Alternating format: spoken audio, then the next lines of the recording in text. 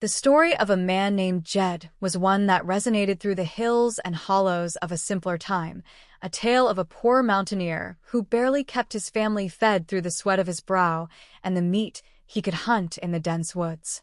He was a man of quiet dignity and deep devotion to his kinfolk, living a life untouched by the grand ambitions of the modern world.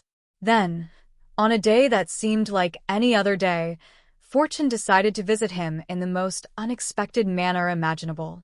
Jed was out in the wilderness, aiming his rifle and shooting at some small game to put food on the family table, when the earth beneath his feet began to tremble and groan. Up through the rocky ground came a strange, dark bubble, followed by a thick, dark, and bubbling liquid that poured over the grass. Oil, that is, the very substance that the world of industry called black gold or Texas tea.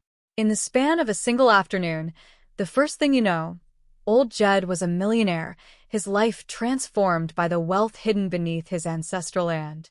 The news spread like wildfire through the valleys, and the kinfolk gathered around his cabin with wide eyes and open mouths. They said to him that he must move away from there, that a man of his new wealth belonged in a place where the sun shone brighter and the riches were on full display. They told him that California was the precise place he ought to be, a land of endless opportunity and beautiful scenery. So, with their hearts full of hope and excitement, they loaded up their old, trusted truck with every possession they owned, and they moved to Beverly Hills, that is, a place famous for its sprawling swimming pools and radiant movie stars. It was the beginning of an entirely new chapter for the Beverly Hillbillies, an adventure that brought the rustic charm of the mountains into direct collision with the sophisticated luxury of high society. On a bright afternoon in their grand new estate, Jed was standing near the edge of the property, looking out over the manicured grounds when a sudden movement caught his eye. He grumbled under his breath about a sneaky little vermin coming in on his blind side, a little creature trespassing where it did not belong. Granny, his fierce and indomitable mother-in-law, was not far behind, clutching her shotgun with a determination that defied her advanced age. She called out to the distant creature, telling it to stay right there, honey, because she was going to give it some rock salt and some bacon rind to go with its corn, a traditional hill country remedy for unwelcome garden pests. Ellie Mae, Jed's beautiful and animal-loving daughter, came rushing into the yard with an anxious look on her face. She looked at her cousin Jethro, who was holding a ruined piece of headwear, and asked what he had shot. Jethro, looking a bit sheepish but proud of his marksmanship, replied that he had shot his hat. Ellie Mae stared at him in disbelief, asking what for, to which Jethro explained that there was a crow sitting right on top of it, and that was the only logical way to rid himself of the bird. Jed shook his head with a gentle smile, walking over to where Granny was reloading her weapon. He told her that she was getting far too old to do her own scarecrowing, warning her that her joints would lock up on her in the summer heat if she kept running around the patch. He suggested that she let him make a proper scarecrow for her, but Granny scoffed loudly at the idea, declaring that there was not a single wooden scarecrow in the entire world that could shoot straight. She turned her sharp gaze on Jethro, telling him that he did not do too well himself with his shooting. Jethro defended his honor immediately, saying that he absolutely got the crow, that he blowed that rascal to kingdom come until there was not enough left of him to feather an arrow. Ellie Mae, holding her breath, pleaded with her grandmother, asking her to please stop shooting at Elmer, their pet bird, because she was making him awful nervous with all the gunpowder filling the air. Granny just waved her arms and yelled to get that vermin out of here, showing no sympathy for the frightened creature. Jed tried to intervene, calling out to Jethro to speak to her, to talk some sense into the old woman because she was making a total nervous wreck out of poor Elmer. Granny, however, was already thinking about dinner, muttering that she would make a delicious pie out of him if he stayed in her sight. She expressed her absolute distaste for the idea of dragging in dead birds into the house, though Jed looked at the bird and observed that it did not look very dead to him at all. Granny argued that the rock salt she used preserves them perfectly, keeping them fresh. Just then, a frantic neighbor or visitor might have complained about the chaos, but within the household, the focus shifted to the damage done to the estate. Jethro pointed toward the main building, shouting that somebody had shot right through the window of his bedroom, leaving a complete mess behind. Granny walked over to inspect the damage, looking at the white residue on the sill and declaring it the worst case of dander she had ever seen in her life. Jed corrected her gently, pointing out that the residue was actually rock salt and that right next to it was a piece of bacon rind from Granny's shotgun blast. Granny shook her head, stating that such a remedy was not going to cure the house's problems and that the boy would have to dip his head in hot creosote to fix his ailments. Jed tried to calm the rising tide of words, telling her to listen, but Jethro was already telling him to calm down. Boy. Jed turned his attention back to the old matriarch, suggesting that she go out and look after her beloved corn crop instead of worrying about the bedrooms. Granny sighed with deep frustration, asking what the true use of it was, since nobody could grow a single thing around this place anymore, what with all the crybabies complaining, the crows stealing the seeds, and the bats flying around at night. Jed reasoned with her, stating plainly that they did not have any bats in Beverly Hills. Granny snapped back, asking about the old bat next door, referring directly to Mrs. Drysdale, the banker's sophisticated wife, who called the police every single time they tried to do something to improve the place, such as raising fine hogs or chickens or running a few goats across the pristine lawns. Jed sighed, telling Granny that she could not truly fault Miss Drysdale for wanting some peace and quiet, and that she had to remember they were living in the city now. Granny scoffed bitterly, asking if he truly called this living, stating that she felt buried in the city and was getting thoroughly tired of the whole affair. Jed looked at his family, his heart aching a bit for the open spaces of their past, and told her that it was all right, asking why they could not find a way to live in the country where folks can breathe deeply, raise things from the soil, and shoot off a gun without the neighbors calling the authorities. Granny agreed enthusiastically, and Jed turned to his nephew, with a spark of inspiration in his eyes. He told Jethro, whom he affectionately called Nuggins, that he had a first-rate idea. He reminded him that Granny's birthday was coming up very soon, a fact that Jethro knew well. Jed explained his grand plan to make her a beautiful scarecrow for her corn patch, while Jethro announced that he was going to make her a great big old cedar chest because he knew how she was always talking about needing one to store her precious quilts. It was, in his estimation, a dandy present. Jethro then asked his father figure what he was planning to give her. Jed smiled warmly, declaring that he was going to give her a piece of ground, a nice, spacious plot out in the country, where she could plant whatever her heart desired. Jethro cheered, shouting hot dog, and suggested that they call Mr. Drysdale at the bank to arrange the purchase. Ellie Mae stepped forward, excusing herself, and told her Uncle Jed that he did not have to call the banker about buying a plot of ground because she had seen some beautiful land for sale just the day before. Jed was intrigued, asking if she truly did, and Ellie Mae confirmed it, saying it was out in the country, marked by a great big sign alongside the road that said to buy your loved one a plot in Happy Valley. Jed liked the sound of that, repeating the name Happy Valley, thinking that green spaces are always beautiful, like a fun spot for an old woman to spend her days. Jethro urged them forward, identifying the place as Happy Valley, and offered to call the number for his father. Ellie Mae handed over the number, and Jed reminded them all to remember that they must not say a single word to Granny because he wanted this entire surprise to be a secret. Meanwhile, at the office of Happy Valley, which unknown to the Clampetts was a highly exclusive cemetery, Mr. Mortimer was speaking into the telephone. Jed greeted him warmly, saying howdy and introducing himself as Jed Clampett, explaining that he was wanting to buy a nice plot of ground for Granny. Mr. Mortimer, misunderstanding the request completely, noted the name Jed Clampett and assumed that the man was looking for a final resting place for his grandmother. Jed corrected him slightly, saying that, strictly speaking, she was his mother-in-law. Mr. Mortimer, assuming there was a lack of affection there, murmured that they should look for something inexpensive. Jed immediately corrected him, stating that money was absolutely no object and that he wanted the best plot they had available, provided, of course, that this land of theirs was located out in the country. Mr. Mortimer assured him that Happy Valley was situated in a beautiful, serene pastoral setting. Jed was delighted, calling it good and noting that pasture land would be just dandy for their needs. He explained to the businessman that Granny did not want to be buried in the city, especially in the backyard of their mansion. Mr. Mortimer, shocked by the casual mention of backyard burials, agreed fervently, stating that he should hope not, and adding that, as a matter of fact, it was entirely against the law. Judd laughed, saying that they had found that out the hard way, because every time they tried to dig into the ground, their neighbor called the police on them.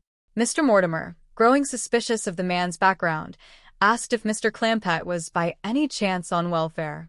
Judd replied that they lived at 518 Crestview Drive, a very wealthy address. Mr. Mortimer clarified his question, stating that he was referring to their actual financial ability to meet their obligations. He explained that while he appreciated the call to Happy Valley, he would have to ask about their credit. Jed, confused by the term, stated that since it was Jethro who had seen the sign, he reckoned his nephew ought to get all the credit. Mr. Mortimer realized he was dealing with an eccentric character and tried to put it another way, asking if he had a bank account. Jed answered proudly that he kept his money in a Commerce Bank in Beverly Hills. Just then, Jed saw Granny approaching and hurriedly told the man on the phone that the danger had passed, and he would talk to him later, hanging up the phone quickly. Granny walked into the room, looking at them with deep suspicion, stating that they looked as guilty as 3 possums in a hen house. Jed tried to look innocent, asking what she was talking about, but Granny demanded to know who was that on the telephone. Jethro stammered, saying it was nobody, Granny, trying desperately to keep the birthday secret safe. Back at the Happy Valley office, a salesman named Mr. Brubaker entered, and Mr. Mortimer announced that he was ready for him to call on the bereaved family. He handed him a fact sheet, explaining that the name was J.D. Clampett, the address was in Beverly Hills, and the bank account held an astonishing $65 million. Mr. Brubaker was amazed, asking for the name of the loved one who had passed away. Mr. Mortimer replied that as far as he was concerned, the only name that mattered was the man with the millions, but he added that the dearest party was the mother-in-law whom they called Granny. He instructed Mr. Brubaker to try to sell them a large family plot because these people were clearly loaded with wealth. Mr. Brubaker looked at the sheet and saw there were 4 members in the family, but Mr. Mortimer insisted that he should try to sell them 5 plots, including one for their personal banker. Mr. Brubaker was confused, asking why a banker would need a plot with them, and Mr. Mortimer joked that when a man with $65 million passes away, his banker would likely kill himself from the grief of losing the account. He then remembered that the banker was married too, and suggested selling them a 6-pack of plots, though Mr. Brubaker warned him to remember that he was not peddling beer anymore. Mr. Brubaker complained that the man who sold him this business opportunity said he would make a killing here, and he felt he might actually have to resort to violence to get any real business. Back at the mansion, Granny was working on her own projects, declaring that she had given fair warning. She told Jed that this time, the target was going in a pot, but Jed warned her that if she did not leave off shooting her gun, she was going to have the police down on them in no time. Granny ignored him, claiming she aimed to take one more shot to secure her rheumatism medicine, which she poured into a small glass. Jed advised her to take it easy on that liquid too, but Granny insisted that it was strictly for medical purposes, claiming she could feel the rheumatism burning its way up her legs and that she had to build a fire break in her stomach to stop the pain. She took a deep drink, asking Jed to watch her stomach as the powerful moonshine went down. Jed asked if she wanted more, and Granny remarked that the first drink was just for the left leg, and that she believed in better living through chemistry. Jed smiled, saying he did not think she even had rheumatism in her arm, but decided that was enough talk about medicine. Ellie Mae walked in, carrying a large object, and announced that there was medicine for the soul, while Jed noticed 2 men approaching the house. He realized it was the men from the country plot, and whispered to Jethro that it was about his mother-in-law, warning him to keep Granny occupied. Mr. Brubaker and Mr. Mortimer walked up to the grand porch, looking nervous. Granny saw them and asked sharply if they were from the police. Mr. Brubaker responded quickly that he was not from the police, which made Granny happy, as she confessed she was hoping the authorities hadn't heard about the shooting yet. Mr. Brubaker turned pale, repeating that there had been a shooting, and assumed the worst about Granny. Jed stepped forward to greet them, asking what he could do for them, and Mr. Brubaker introduced himself, saying he was from Happy Valley. Jed nodded knowingly, saying he wanted to get that plot of ground for Granny, and whispered to Jethro to keep a watch out the back door to ensure they were not surprised by Granny walking in. Jethro agreed, saying yes, sir, and left to stand guard. Mr. Brubaker, trying to maintain his professional demeanor despite his terror, stammered that they had some very nice plots available and asked how they would like a beautiful hillside location. Jed shook his head, explaining that he had had quite enough of hillsides back home in the mountains, stating that a hillside was simply no place for planting things because as soon as a heavy rain comes along, the body of the crop could get washed right out. Ellie Mae agreed, asking her father if he recollected what had happened with the greens they had planted back home.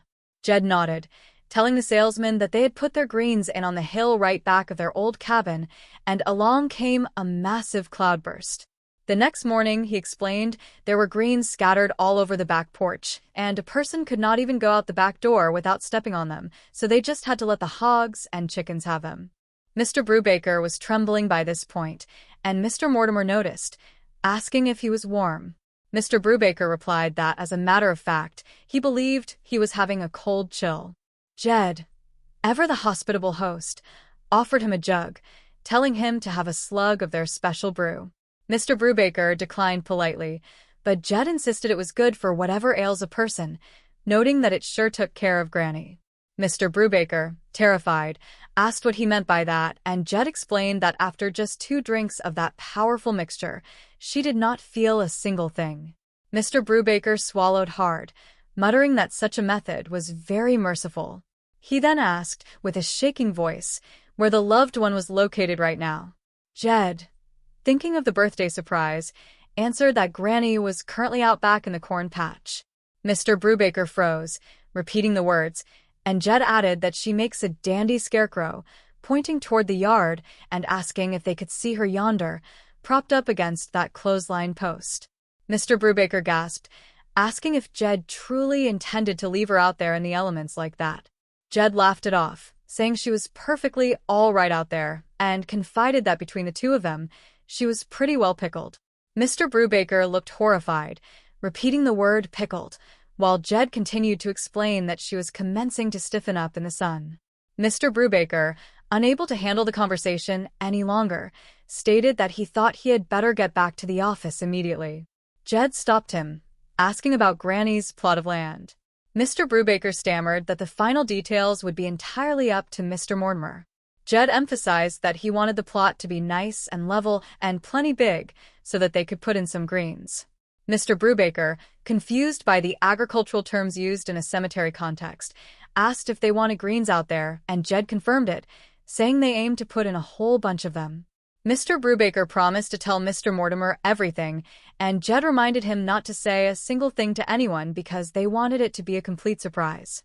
Mr. Brubaker agreed quickly, giving his word of honor, and practically ran away from the estate. Back at the Happy Valley headquarters, Mr. Brubaker was pacing the floor in a panic, while Mr. Mortimer asked what he was babbling about. Mr. Mortimer asked if he was seriously trying to tell him that Mr. Clampett shot his own mother-in-law. Mr. Brubaker cried out that the man had shot her, pickled her body, and put her out in the middle of the corn patch to serve as a scarecrow. Mr. Mortimer scoffed, asking if he was putting him on, but Mr. Brubaker insisted that Mr. Clampett and his daughter were cold-blooded, ruthless killers. Mr. Mortimer was shocked to hear the daughter was involved too, and Mr. Brubaker declared that the two of them made the famous outlaws Bonnie and Clyde look like the innocent Bobbsey twins. Mr. Mortimer asked what he had managed to sell them, but Mr. Brubaker could only focus on the danger, repeating that they were murderers who, back in the hills, had completely wiped out an entire family known as the Greens. Mr. Mortimer asked if it was like an old mountain feud, and Mr. Brubaker confirmed it, adding that now the family was planning to surprise the rest of the Greens out here in California. Mr. Mortimer paused, a greedy thought entering his mind, and realized that this might be just the massive financial break he had been waiting for his entire life. Mr. Brubaker was confused, and Mr. Mortimer explained that a person could bury an awful lot of individuals named Green with $65 million in the bank.